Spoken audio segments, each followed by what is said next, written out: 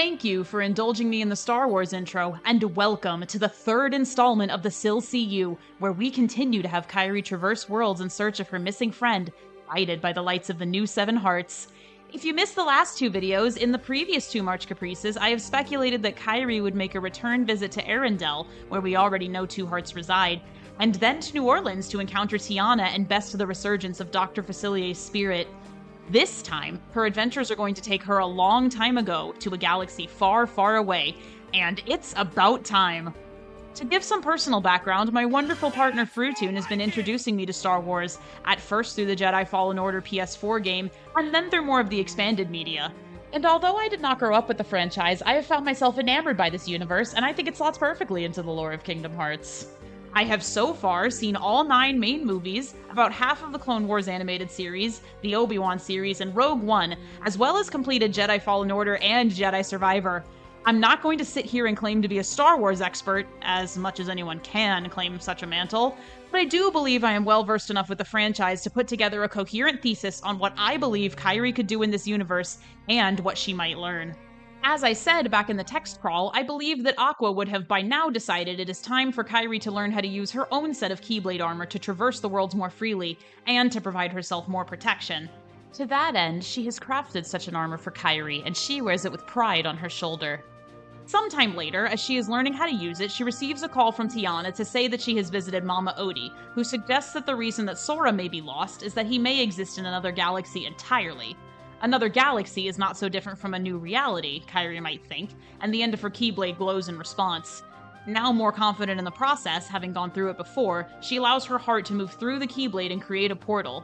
She dons her armor to go through, and Aqua shows her how to turn her Keyblade into a chic glider. I imagine her glider looking something like a pair of roller skates, since we've already seen skateboards, motorcycles, and scooters represented so far. Saying goodbye to both Tiana and Aqua, she glides through the portal into a new galaxy, seemingly traveling at light speed before crashing glider first into an endless desert. After brushing herself off and getting up, Kairi finds herself near a shipwreck and spots a settlement in the distance. She also notices her clothing has changed, her pink dress being swapped for attire that resembles light robes, also a dusty pink color, cinched at the waist with a wide belt and complete with shorts underneath for freedom of movement. Seeing no other option, Kairi begins to head towards the wreckage, but is ambushed by Tusken raiders. She's reluctant to pick a fight with them at first, but as she is defending herself, Qui-Gon emerges from the ship, having sensed the commotion. And yes, this does mean temporary party member Qui-Gon. I am not letting one of the best characters in the Star Wars canon go without having some kind of party appearance. He is, of course, extremely powerful, so the battle is wrapped up pretty quickly, but I think Kairi might end up with a minor injury, since these enemies would fight far differently than the Heartless she is used to. Kairi doesn't even notice her injury at first, as she is so invigorated from fighting alongside such a powerful ally. Qui-Gon remarks on how well she held her own, but in an interesting turn of events, he does not sense her connection to the Force. Given how well she fought in battle, this puzzles him, and, curious master that he is, he cannot help but ask Kairi where she is from, and who she has trained under. Kairi replies that she is a student of Master Aqua, a name unfamiliar to Qui-Gon, of course, and that she is searching for someone by following her heart wherever and to whomever it leads her. Wondering if she also senses the power within Anakin, he invites Kairi to return with him to the Skywalker residence, offering to dress her wound there as well. Shmi is all too happy to provide Kairi with a respite from the raiders and introduces her to Anakin while Qui-Gon gets the supplies he will need.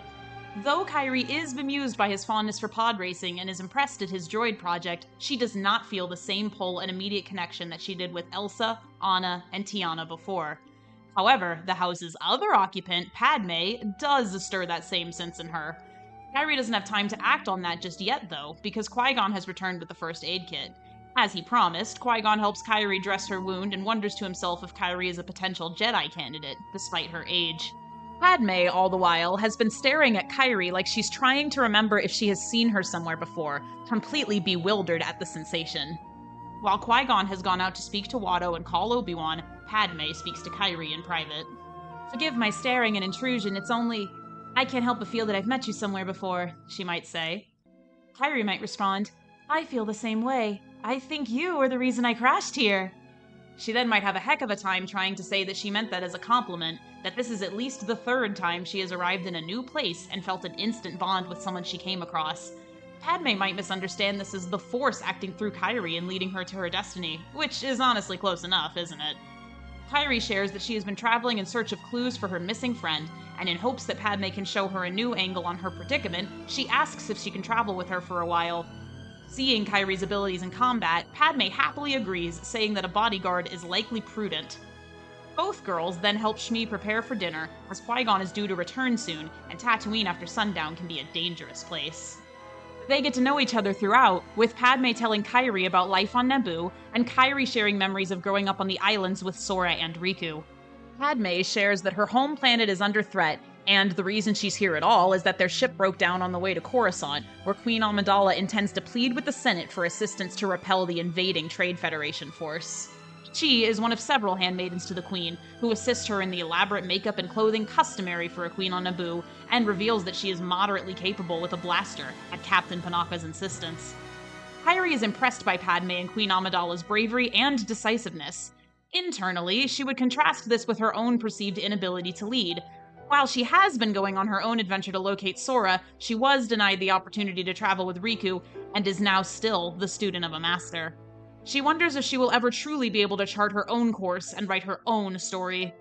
Qui-Gon returns to the Skywalker residence to share that Anakin is to compete in tomorrow's race, and he asks that Kyrie accompany them, both to ensure their safety on the journey, and so that he can observe her, this anomaly unknown to the Force.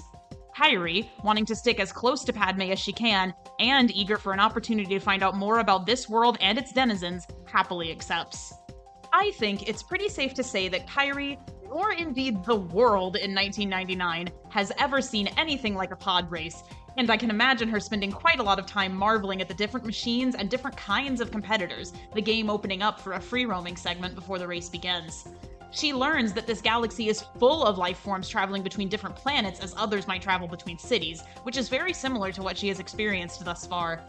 For fun movie reference points, perhaps Sebulba is one of the competitors Kyrie can approach and talk to. Though she does not understand him, she gets the feeling that he says something to the effect of not wanting to waste his time or energy talking to her. Once she returns to the group, Qui-Gon asks where Kyrie is from. Kyrie says she's from an island planet, but before she can be scrutinized too much for this vague answer, it is announced that the race is starting and the question is lost in the excitement. The race begins, and I imagine Kyrie being stoked. We know that she romanticized the raft and the aspect of traveling to faraway places on it, and this would be right up her alley. Kyrie and Padme are both enthralled by the action around them and really get into the sport. Perhaps they even make up their own chant to encourage Anakin, even though Sebulba is still in the lead. Though I imagine Kyrie has been giving a variant of the meddling talk by Aqua, I think perhaps Riku would have also taught her to be aware of her surroundings and in tune with the twinges in her heart when strong sources of dark and light are nearby, as he has done throughout his journey.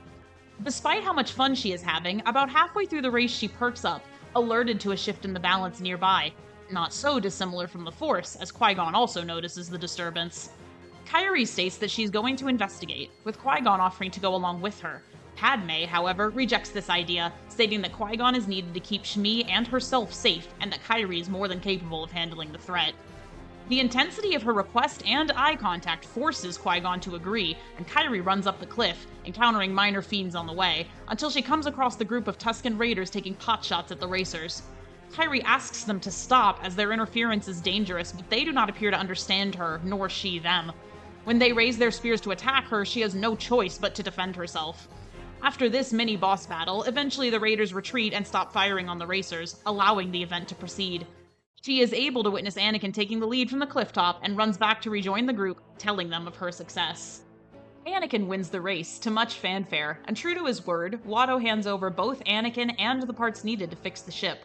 The group is able to return to Coruscant, and Kyrie is absolutely enthralled by the space. She's never seen a city even remotely this big, and she's captivated by the tall buildings, endless rows of ships transporting thousands of people, and the lights of this massive city-state.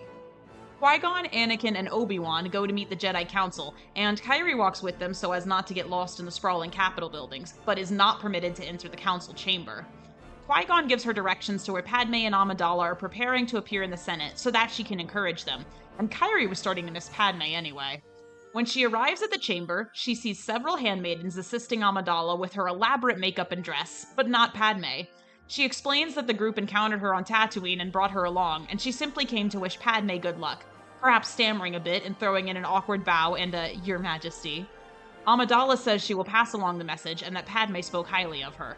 Now, since we know that Amidala is Padme, and she has taken such a liking to Kyrie, she extends an invitation to join her on the Senate floor as her bodyguard. At this point, Kyrie receives an alternative outfit so that she is less conspicuous, an orange robe to complement those of the other handmaidens. The plea to the Senate proceeds as it does in the film, and, even though it is ultimately unsuccessful, Kyrie is nonetheless in awe of Amidala's ability to succinctly express the situation, articulate what she needs to keep her planet safe, refuse to take no for an answer, and persevere in the face of doubt. She is honored to have witnessed this, and vows to incorporate it into her own life moving forward. She compliments Amidala on her speech, asking what she will do next. "The only thing we can do," the Queen would say. "return to Naboo and end this ourselves. You would be an invaluable ally, and I pray you return alongside me." Kyrie readily agrees, honored that she is beginning to be seen as a contributing member of a team, someone who others reach towards for help, rather than one who is pushed towards the sidelines. The group races back to Naboo, but, still lacking an army, Amidala insists that they ask the neighboring Gungan tribe to help repel the invasion. This climactic scene unfolds as it does in the film, with Kyrie as surprised as everyone else that Padme was the true queen all along, a handmaiden serving the role in her place while she attempted to negotiate with the Senate. The Gungans agree to help, and perhaps a small scene is thrown in where Padme apologizes to Kyrie for the deception. Far from being offended, Kyrie is impressed, seeing firsthand the number of obstacles thrown at Padme, and how she continued to push for what was right and what she believed in. She at last understands why she was led here, and why this extraordinary young woman is a vessel for the new Seven Hearts. She joins the team as they intend to recapture Theed, and easily incapacitates most droids in her path, only staggering when she sees Darth Maul. As in the movie, Obi-Wan and Qui-Gon engage the Sith, encouraging the others to advance upstairs to the throne room. Kyrie is worried about the Dark Presence, but sticks with Padme to reclaim her throne. In a gameplay sense, this is probably depicted as an extended escort mission featuring temporary party member Padme. You didn't think I was gonna let Qui-Gon have all the glory, did you? She fights with her blaster and the game ends if she is killed, which is appropriate for her status as the queen. For extra video game points, you can even throw in a mini-boss like a super advanced droideka in the throne room. A challenge, to be sure, but one that feels a bit too easy to conclude our visit to this galaxy. Despite the defeat of the droideka, Kyrie still feels this sense of unease, which hasn't let up since she first spotted Darth Maul. She asks for the quickest route back to the airplane hangar, insisting that she feels something big and worries about the Jedi's safety, trusting her own Keyblade to perhaps be the force that tips the balance. Padme offhandedly remarks that she could simply jump down a vent shaft if she really needed to be down there that fast, and without saying a word, Kyrie immediately jumps through and braces herself for the impact. She does land safely on the ground. Maybe she even air dives on the way down a la KH-3 Sora, but finds herself between walls and laser gates. She peers through a gate and sees Obi-Wan ahead of her trapped in a similar situation. She calls out to him, but he does not seem to hear or be aware of her. Further beyond, if she squints, she can see Qui-Gon engaging Darth Maul on his own, with Obi-Wan waiting for his chance to rejoin the fight. His gate soon opens and he runs ahead, with Kyrie following suit. Both are stopped by the gates returning, as in the film, but because Obi-Wan is so focused on the duel, and Kyrie is undetectable by the Force, he still does not notice. Trapped behind their gates, they both witness the fatal stabbing of Qui-Gon and rush ahead as soon as their gates open. Obi-Wan engages Darth Maul as he does in the movie, and Kyrie rushes to Qui-Gon's side, attempting to use her cure magic on him to no avail.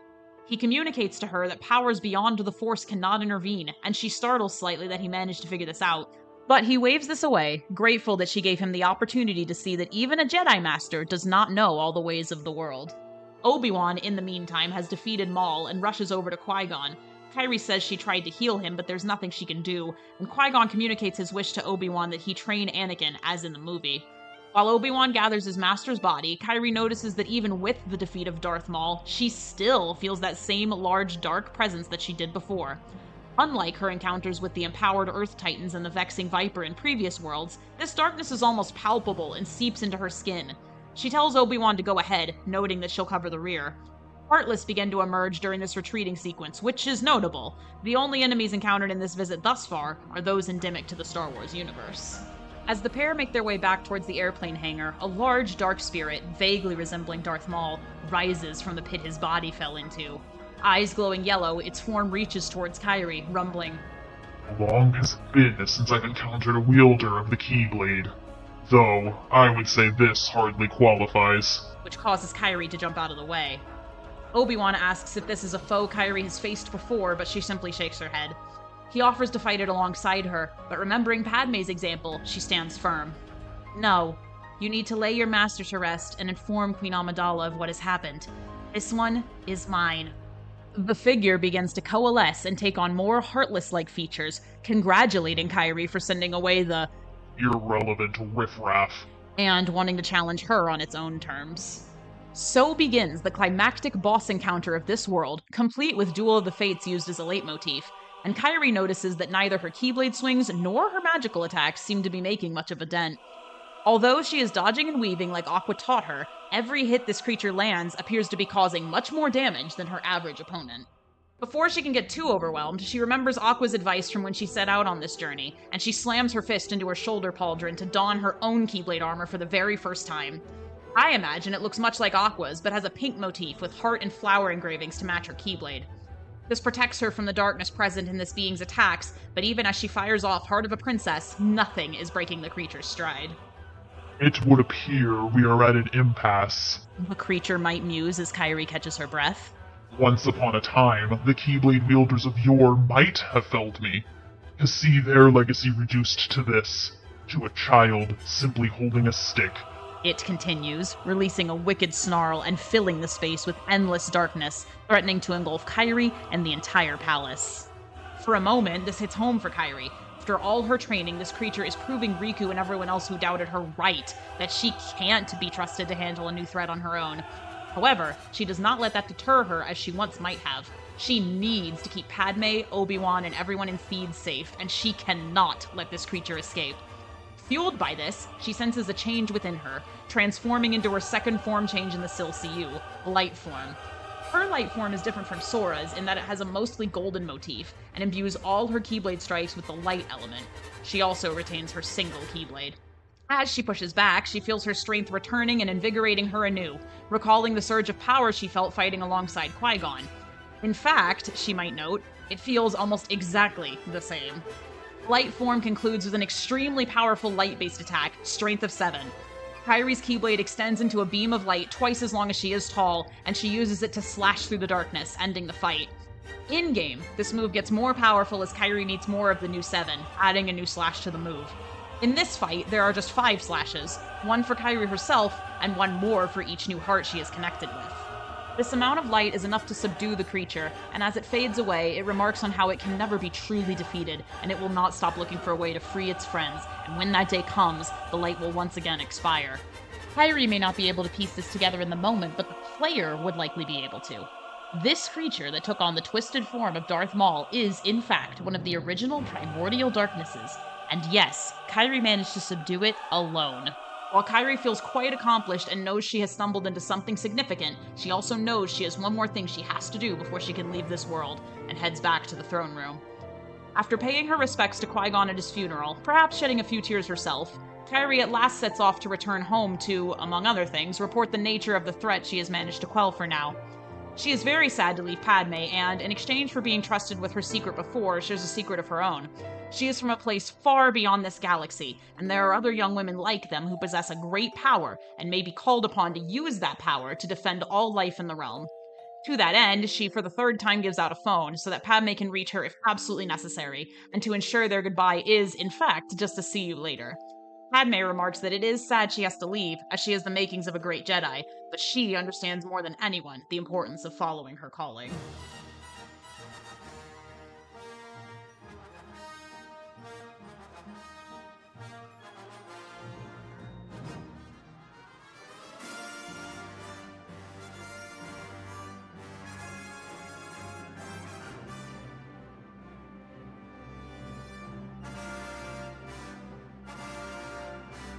Hi everyone, happy March Caprice. Thank you all so much for joining me on the most ambitious and thrilling episode of the Sil-cu yet, Heiress to the Light. I am sure it was already clear, but I had an absolute blast with this one from start to finish, and I really wanted to make it shine. I have such a deep love for the Star Wars franchise, especially the droids, and I was really happy to finally give it the Kingdom Hearts treatment. Special shout out to my partner Fruitoon, who created the thumbnail and some of the visuals, the March Caprice organizers for featuring my work, and to the Wayfinder Project, as much of a goat as ever. If you are watching this as it airs, then click here for the next premiere, or just click here anyway for another wonderful March Caprice project. I could not have been more thrilled with how this turned out, and I will see you all next time.